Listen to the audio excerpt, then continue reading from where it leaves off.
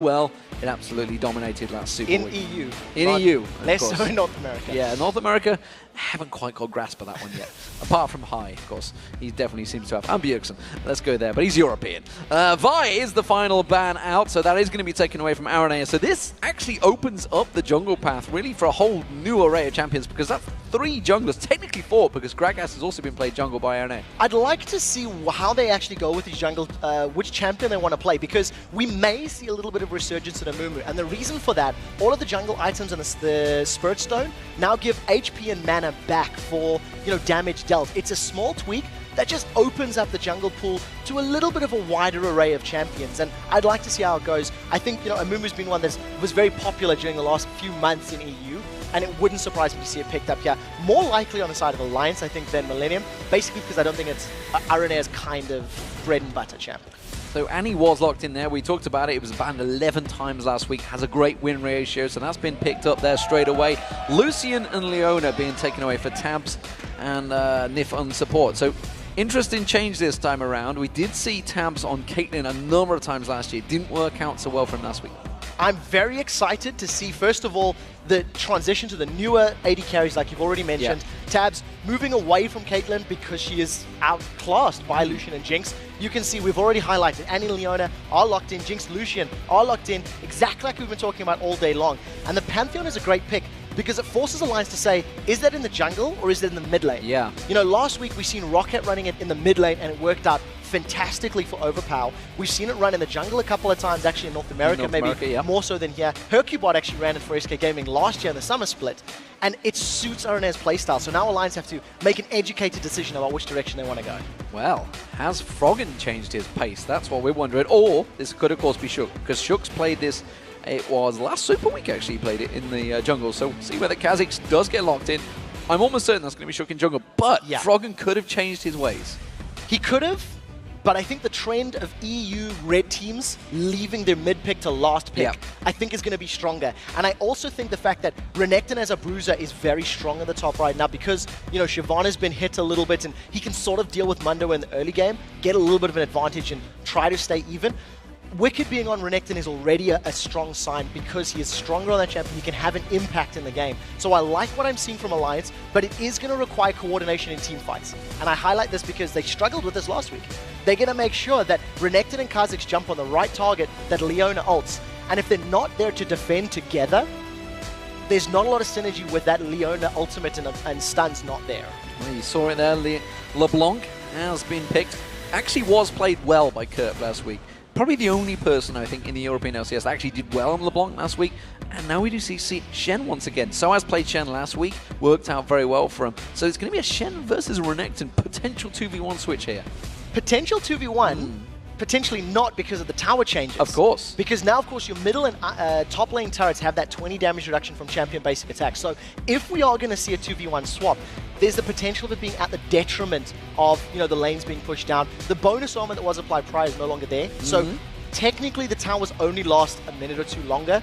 It's not going to be a massive change, and we'll see whether or not the teams are going to transition. But what I do like from the LeBlanc pick is it forces Froggen to lock in a champion that's safe, because if he goes with a squishy AP mid laner, he's going to be at risk of being burst down by LeBlanc. So normally you don't want to lock in that LeBlanc early because you can get countered, but when you're forcing somebody to avoid squishies, it's actually a very aggressive in-your-face pick, and I like it. So Orianna was the final choice, of course, so that does mean these two team comps actually are fairly similar. We are seeing Millenium pulling out some interesting strats, though. The fact that we are seeing Pantheon in the jungle excites me. Alongside Shen, with Kurt possibly making a move, this is a potential 5-man dive. This is a definite 5-man dive. There's no doubt in my mind. This is actually a variation of the Curse composition that we seen last week. Curse ran a Karthus top lane, Wukong jungle, if I recall, as well as the LeBlanc mid, and they comboed their ultimates together, chained them one after the other. The global presence of the different champions picked off a target and immediately, chased them down. What I like about Millenium is they can use it aggressively and defensively. Because if they want to dive, you use the Shen ultimate to aid your dive. If you want to back away or if you need to save somebody, use the Shen ultimate to save. So I like the versatility, but it does require a lot of coordination on their part. They cannot afford to make mistakes with those global ultimates. So we'll check out who is going to take this game, and we want to know who you guys at home have predicted. According to lolesports.com, 52% of you went for Millenium instead of Alliance, so 48% for Alliance. That's interesting, and that's the crowd swaying straight away after that 0-4. This is a difficult one to predict. Both of these teams are sitting at the bottom of the table, 1-3, 0-4. I actually think that's a fair representation. I feel that Millenium did more right last week, and Alliance did more wrong. So I do feel that sort of 55-45 split works out for them, and it's going to come down to execution in this game. I think both teams require a high level of coordination for their comps to work, and we'll see who pulls it off better. And this is, of course, a huge, huge game for both of these teams. Millenium themselves actually not here next week because they will go off to Intel Extreme Masters Sao Paulo, so they have to try and pick up wins, or they could find themselves, by the time they return back from Brazil, at the bottom of the pile. Of course, Alliance, well, they need their first win and the first victory they are desperately seeking. Of course, coming into this game, we saw Millenium, they are starting as the blue team. Of course, all of these teams have a rotation fixed, preset, effectively a home and away, I guess you could call it, with the blue and red sides, and of course Alliance are on the red side. So, will we see any invades? It's looking like we may well. Yeah, Millenium definitely looks like they've want to invade, and they've got the much stronger composition for this to work. Multiple stuns and roots and CC that could be chained together. I don't think that Wicked's seen this. This is such a cheeky root. If Wicked gets caught out, he's backed away wisely enough. But that was smart play from Millenium. They avoided the vision circle and actually came in from a slightly different angle. Yeah, they definitely could have gone for it, and obviously if they'd have had vision, maybe to get just waited that little bit longer so they could lead with a ward, maybe. I don't know. We could have seen a Flash Tibbers. No, not a Flash Tibbers, a Flash Stun straight away coming out. Flash Tibbers would kind of be broken from J-Ree, but that's not going to happen. Well, I would like to actually touch on the fact that J-Ree's Annie has actually had a little bit of tweaks in patch 4.1. The stun has been reduced at lower levels. It's currently only 1.25 seconds and will scale up to 1.75 at rank 11, level 11 rather. But interestingly, Tibbers has a shorter cooldown as it levels up. So I actually think Annie's presence in the mid to late game is going to be even stronger thanks to having that Tibbers rotation on an 80-second cooldown at max rank. Well, we'll see, of course. There's not a lot of maneuverability in that bottom lane. The fact that obviously we can see Jinx has no escape, which is the movement that a lot of the AD carries do like, which is obviously why we're seeing Lucian being so big. A lot of those high mobility champions. The fact that Leona is there could lock that lane up completely. Yeah, Leona is actually a very good pick into Annie because of the fact that she can just all-in Annie or Jinx at a very low level, and all the bonus damage from her passive in conjunction with the low-level burst from Lucian can work very, very well. But the key to that to work is you have to get aggressive, and Tabs and Nif did not do that at all last week. Tabs and Nif got bullied around, got zoned out, and as it stands right now, J-Ree's leaving that stun ratio on Annie just to push Tabs and Nif back, and this is already a good sign for Millenium. Well, there wasn't a lot of assistance there for RNA in the jungle, which is why we're seeing him down on the health and mana. Of course, he started off on the red buff. Shook started off on the blue, already moving around to the red. We see RNA already out the blue. So both of these junglers securing those big buffs early on, the Elder Lizard and the Elder Golem, trying to lock that one in. Let's have a look at the top lane, because these two, this is what we've been looking at so much last week. It was a battle of the big bruisers, and again, we're seeing similar here. This time, though, Shen up against Renekton. Not really a combo we saw last week. Well, Shen is already going to be, in a disadvantage at the early levels. Renekton is a very big lane bully, and there's already talk on the forums from the designers of how they can rebalance some of that power. So what Wicked needs to do is he has to take advantage of the strength. You can see in the first game of 4.1, you have straight-up matchups, 1, 1, and 2, because of these tower changes is the most logical reason. So we'll have to see if Wicked can take advantage of it and either bully Kevin around or try get some assistance from Shook and get a little bit of damage early, because these towers will last a little longer now. And now, of course, this mid lane, we do see the Crystalline fast start by Kerp as well with that Biscuit as well. And Froggen, obviously going with the Doran's Ring. He's going to be pushing early on. Froggen wants to try and put the pressure onto Kerp here, try and bully him onto that tower, but it's actually quite hard to slow down LeBlanc. If it's a good player, hard to slow down that CS. Yeah, because of the mobility that LeBlanc does have, she can try to avoid a lot of the poke from Froggen, but generally you don't want to engage in low-level trades with Orianna. Her Clockwork Wind-Up passive, the additional magic damage in each auto attack, really stacks up quickly, and LeBlanc's auto attack is not the best. It's difficult to work around with. So Kerp, only 3 down, is actually very impressive for him so far. Froggen can't risk going past the river because of the stun and the execute potential of Pantheon. Well, RNA has been waiting a long time to try and get this gank in this mid lane. Not going to work out for him though, so he's already stepped away. Let's have a look at this bottom lane because there's a bit of a gulf starting to develop here. You can see Creaton having that CS advantage, 29 to 15 already. That's a big difference over Tabs building it once again. Dare I say it, this is the 5th time we've seen this. Tabs and Nif have not had the presence in lane, and the only way they will get control of this lane is if they all in Jerry or Creaton and win the trade. Jerry from level 1, he'd primed his stun up with Annie, and he was forcing Tabs and Nif to wait, forcing him to stay out of range of that Annie stun.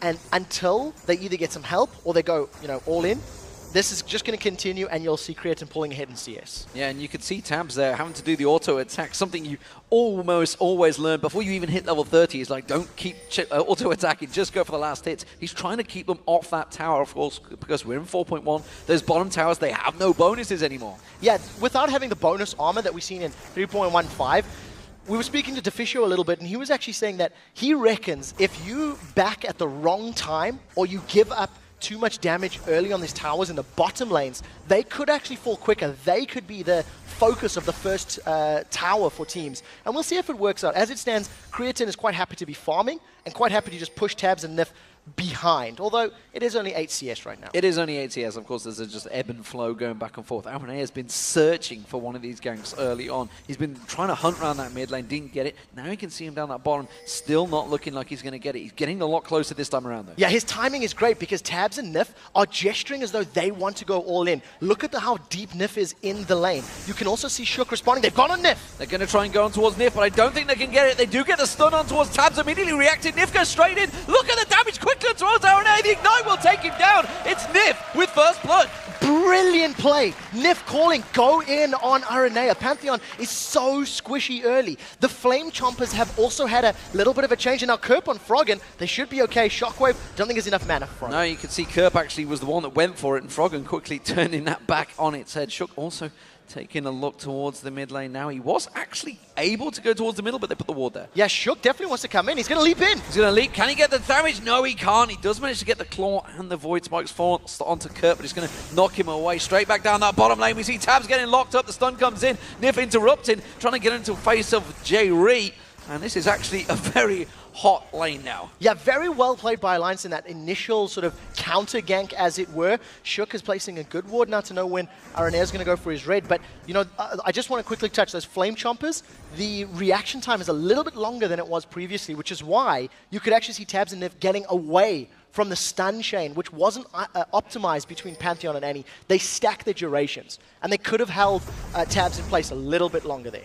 Well, double warding on that red buff. Shook's going to know that he's there. Of course, Froggen is going to be taking this blue buff if they don't mess it up, which they were close to doing there, but you can see Aranea. Actually, this we're going to see whether Shook's going to come interfering. No, he's not. He's going to head back to Wolves, so that red buff will stay clean. Aranea will be able to pick that one up. Let's have a look back towards the top, because we can see Wicked starting to develop a bit of a lead here. 63 to 49 CS. It's what we're expecting. You know, in this lane matchup, you know, this is one that Renekton should be winning. I actually think Kevin is doing fairly well because he's 15 down. He's got probably about 10 sitting in front of him, so he should be able to last hit these quite effectively. And now the fact that he's got Stand United available and Aranea is getting close to that Grand Skyfall Pantheon's ultimate, we should actually be seeing the combo, the Wombo combo, as Rocket would say, coming into effect. It's a great ability that two of the champions can move, and Shook with the first sort of attempted steal. So he actually knew exactly where Aranea was. Knew that he was on the red a moment ago. Had a complete vision of him. Arenea's coming round, but this is going to be for LeBlanc. He's stolen it. He's gone. Shook it's hit and run.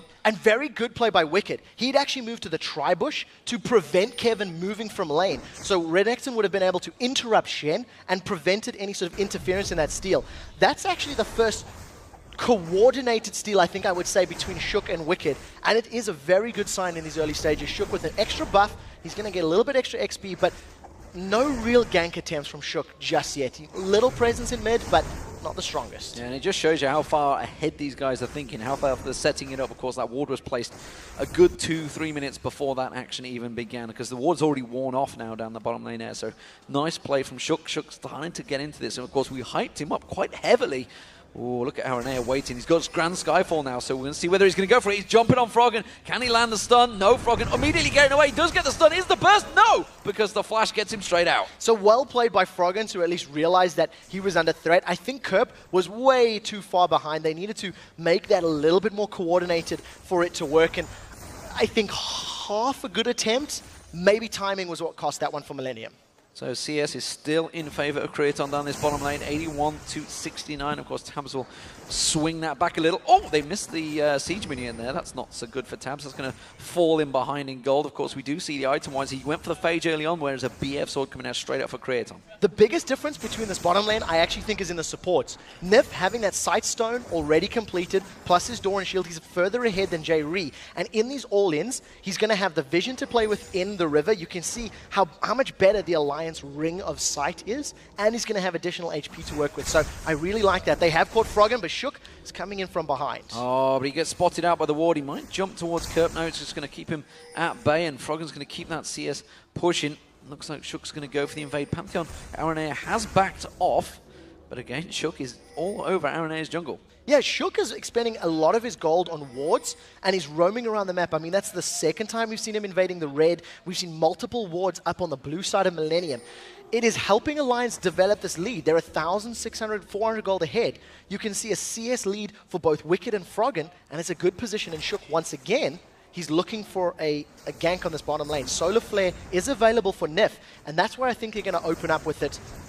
There he goes. Yeah, they're trying to catch on there. Solar Flare does catch a great stun. Queen leaping across there. Shook, of course, he evolved the wings. Has to pop his ultimate to try and back away from this one because it's a good turnaround. Kevin with that Stand United helping out and doing a lot of the counter work there.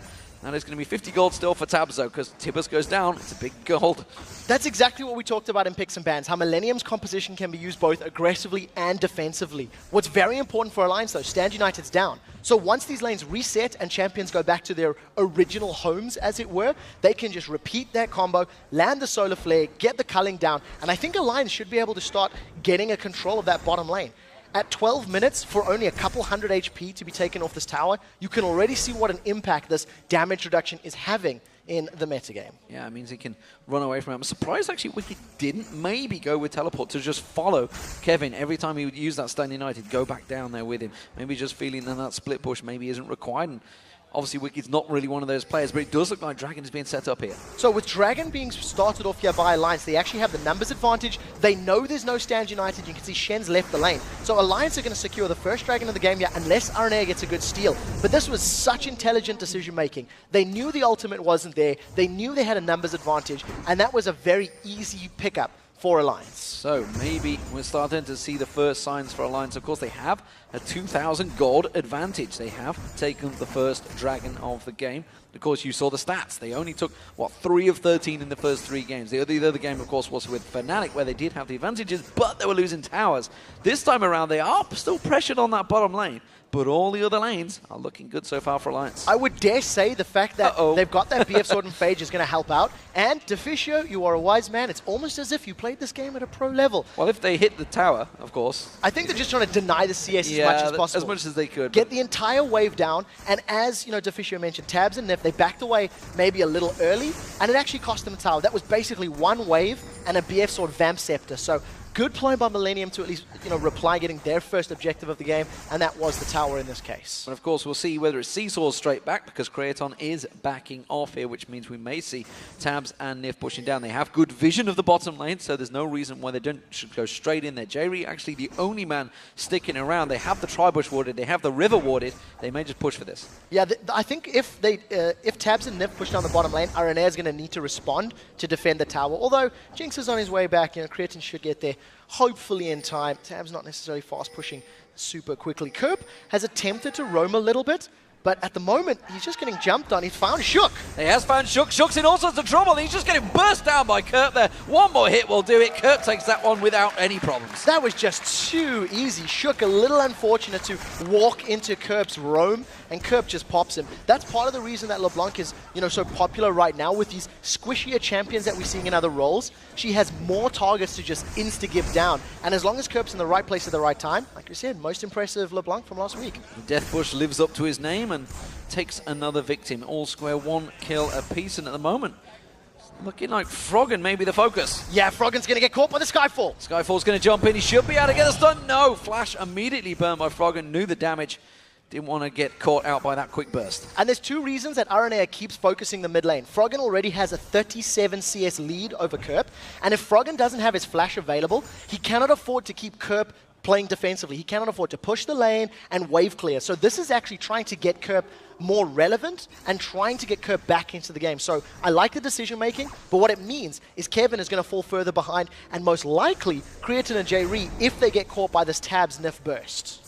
Well, the top lane, we do see Shen returning once again. They've both got Sunfire capes in this top now because we can see Kevin slightly ahead in builds because Wicked hasn't gone back, but it's a 30 CS difference. But now we're at level 11, level 10. What are we starting to see here? Is this going to swing? Is Wicked going to continue bullying Kevin here? The next Dragon fight's going to be very important. I think Kevin is going to try hold on to his Stand United until that engagement takes place, and I'm anticipating Millenium to challenge. Wiccan has thrown down Dominus. I think this is just for effective HP in lane, and once again, a Bruiser battle, not exactly the most exciting to see. Yeah, I think he just simply wanted to shove that lane in. He's pretty much going to back off and buy. So two things. Dragon is going to come up fairly soon. Shook with Tabs and Nif want to use Stand United. That's why they're setting up for this gank. This is a repeat. You can see Shook coming in. He's actually just given away his position. This time, however, RNA is able to counter gank. Flash Tibbers onto Shook. Shook's taken very low. He's going to get dropped. J-Ree now. Stand United being used. That's going to save the day. Culling comes out. Not enough damage. Remember, they have no tower to fall back on. And immediately coming around the side is going to be Kerp.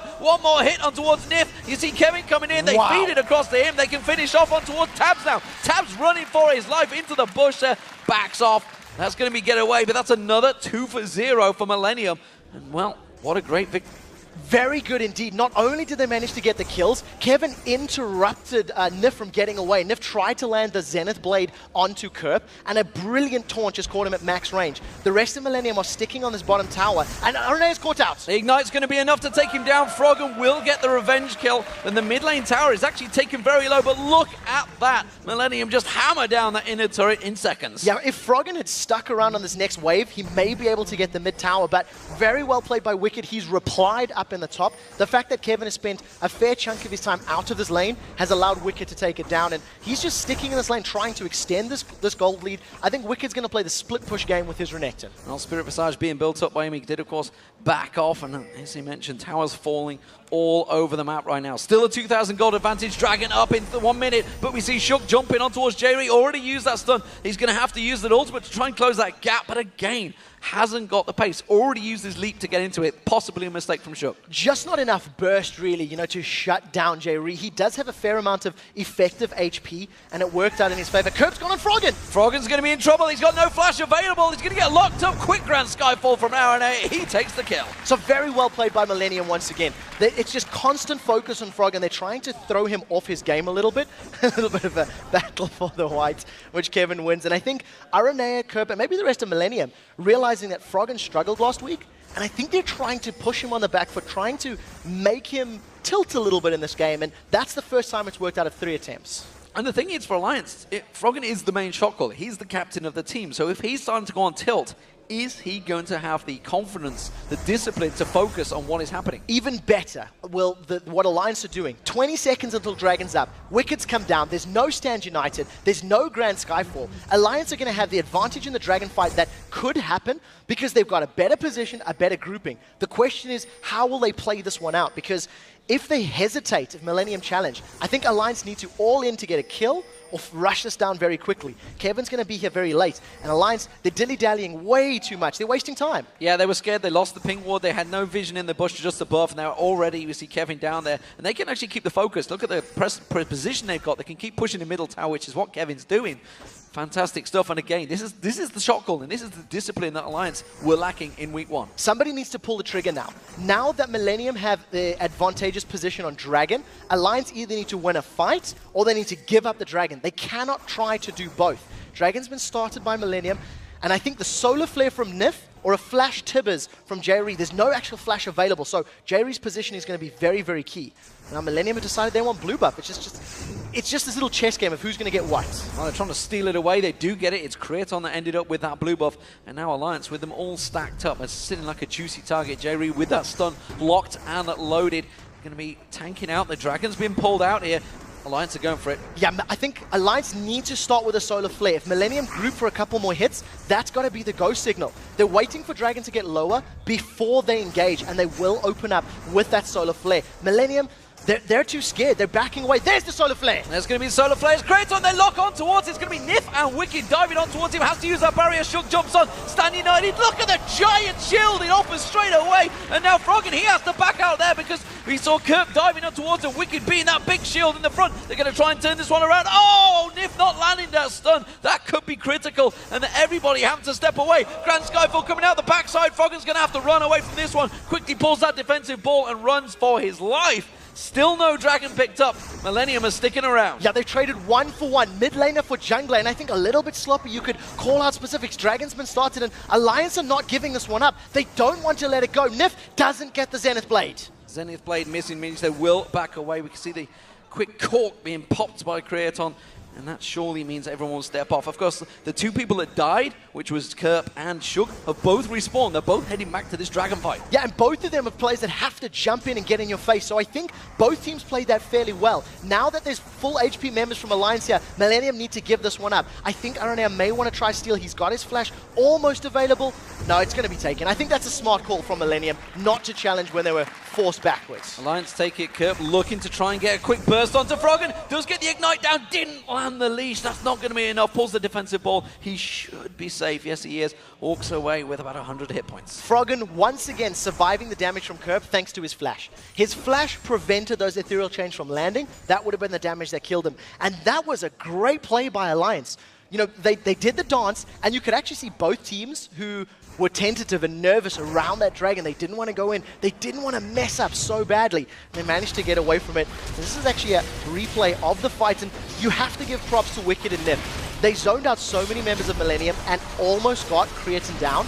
If it weren't for that stand United, Creatine would have definitely died, and then probably Alliance could have closed out more. So, you know, good play from both teams. I also just want to touch on the fact that we did see Kerp stealing red buff while we're watching this replay. And I think the smarter decision from Millenium was not re-engaging once Alliance's members came back with full HP. Well, it's going to be the second blue buff being taken away. That will be Kerp picking that one up. Of course, they did take it away from Froggen in the enemy jungle as well. So now down the bottom here, J-Reed using that sweeper to clear out. Nif was looking to try and get that stun down. On towards J-Reed. They still haven't taken this bottom turret. They're four-man stacked down here. Surely Millenium have to step away from this. Yeah, Solar Flare's available, and look at Nif. I thought he was going to go in from the side, decided just to get the vision. Millenium can't defend this without committing Grand Skyfall and Stand United. I think they're just going to give it up. Smart decision from Millenium. They couldn't have got there quickly enough. Yeah, Kerp is here. He's going to get spotted out by the Water Alliance.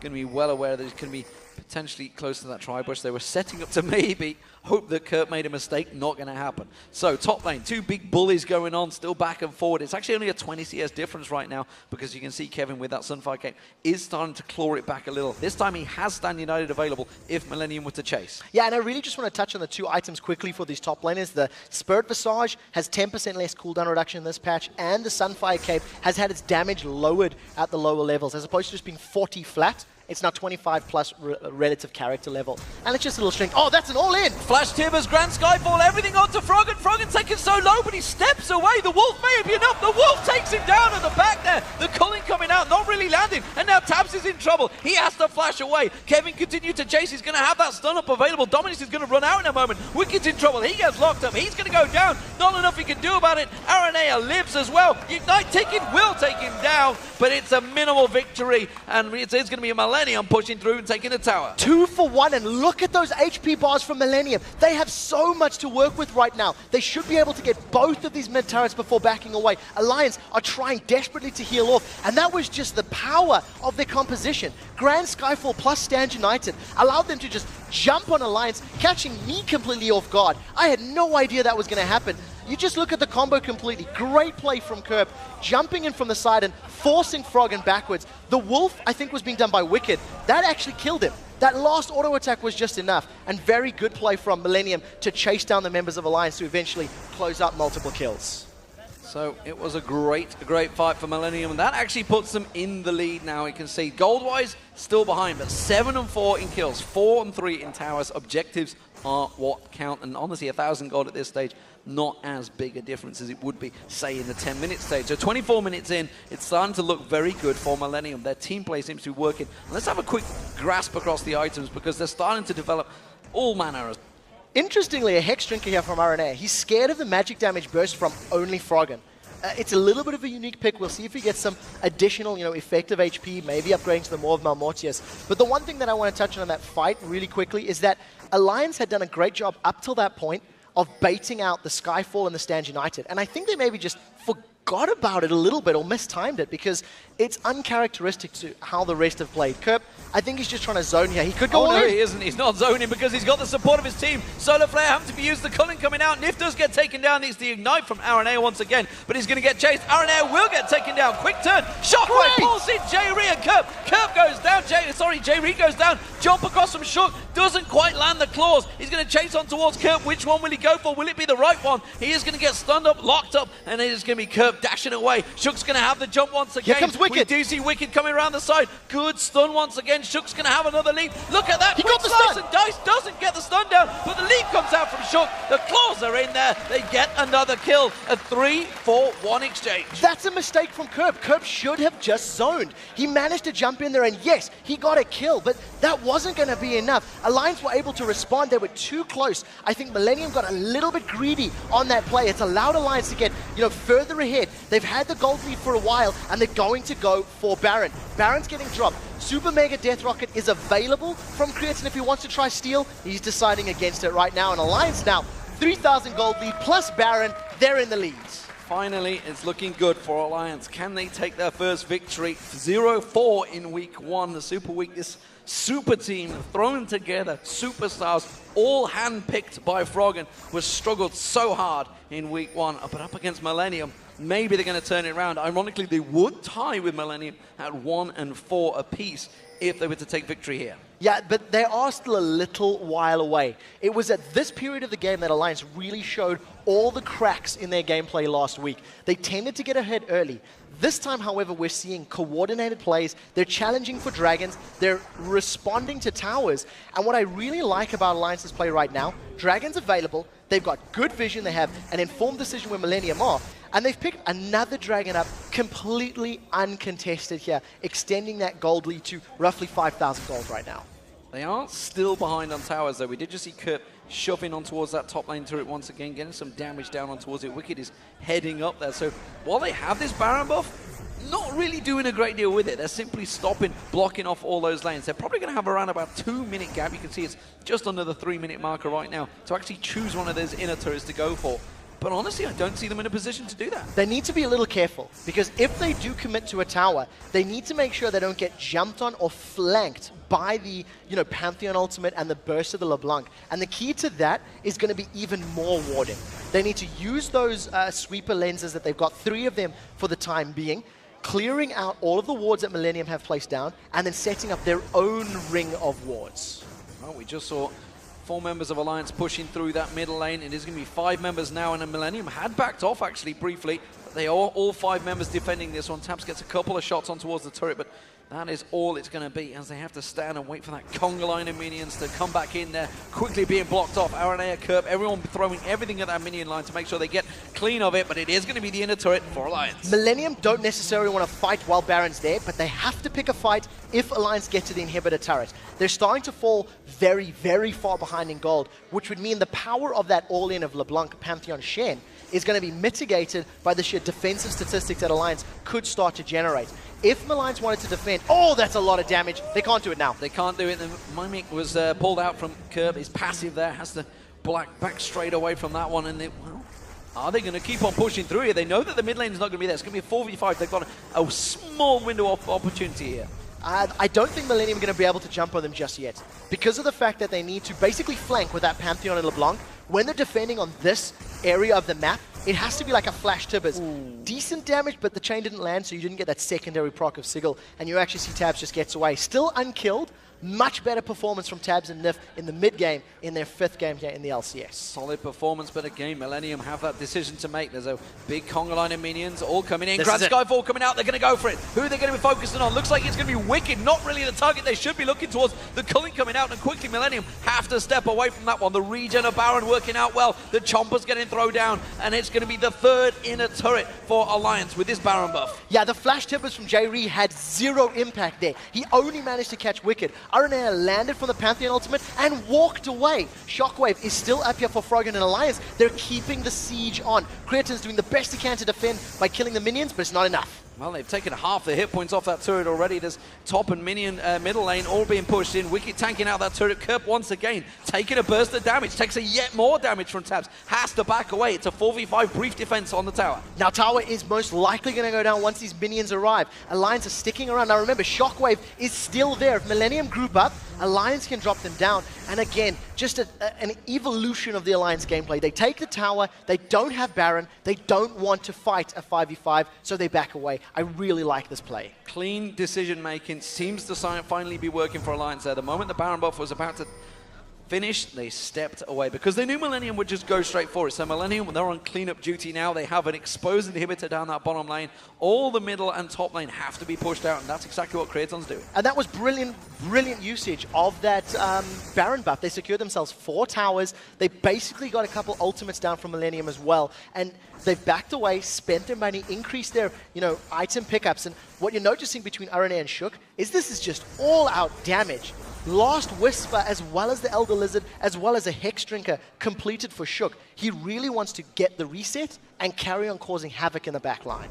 And Kurt, meanwhile, standing in that bush, he's hoping that maybe Nif's going to go up there, try and ward out that buff, but he's not going for it. None of them are going for it. All of Alliance going down the bottom. Kerp is just wasting time in that bush. Yeah, at this point in time, Millenium don't have the vision to make informed decisions. They've got a couple of wards deep on this red buff area, and I think they're about to spot members of Alliance out. If Nif carries on this path, he may actually get taken out himself. But I think Millenium needs to invest in a little bit more wards, try to get some more defensive positions, and then use their ability to react quickly with those ultimates to kill somebody and push backwards. Alliance right now, they've got positional advantage. RNA wants to come from the side. Look how far up he is. He will use that Grand Skyfall. He desperately wants to jump onto this one, but I'm not sure if it's going to be the right move. He's going to go for it. Wicked's the one at the front, and he should be. And immediately, Nif goes straight in. Solar Flare catching on Kevin and J-Ree. The damage all being absorbed by Nif and Wicked, and that's exactly what they wanted. Shook comes jumping around. Stan United being burst out there. Kerp tried his best to get on the back line towards Tabs, but it's not happening. And Froggen comes in. He takes him down, and they are just cleaning up the Millenium teams now. Shockwave pulls Creaton down there. Creaton do what he can to get on towards Froggen, but it's not happening. Alliance clean sweep through Millenium. It's a 3-for-0. That's the game. They've got a minion wave here as well, and they've got enough damage to take the Nexus turrets down. A great fight for Alliance. Wicked and Nif destroying the Millenium background. Absolutely fantastic stuff. This is going to be the first victory for Alliance. They are going to get a win in the European LCS. No longer will they be the only team to have a deficit on their records. 1 of 4, Froggen leads his team to victory. What a marked improvement from week 1. There was clear calling. There was objective play. They defended, they aggressed. There was one mistake where they got caught up in the mid lane, and look at the joy on their faces. Yeah, this is going to mean a lot to these teams, of course. It's the group hug that we used to see from Evo Genius. Is they have to try and absorb this victory because, there was a lot on the line. These guys took a lot of abuse last week and across all social medias, no doubt about it. But look at Tabs. Such a horrendous performance last week, but 4-0-3 this week. I have to say, though, Tabs and Nif still struggled in lane. I really have to call it out that they fell a little bit behind. Actually, I think all of the lanes struggled. Kevin was behind Wicked. It goes to the picks and ban strategy. They have weaker lane champions than their opponents. And even though RNA had a couple of good attempts, it wasn't enough. But you can see the crowd there cheering on. A deserved victory here for Alliance. Completely deserved, of course.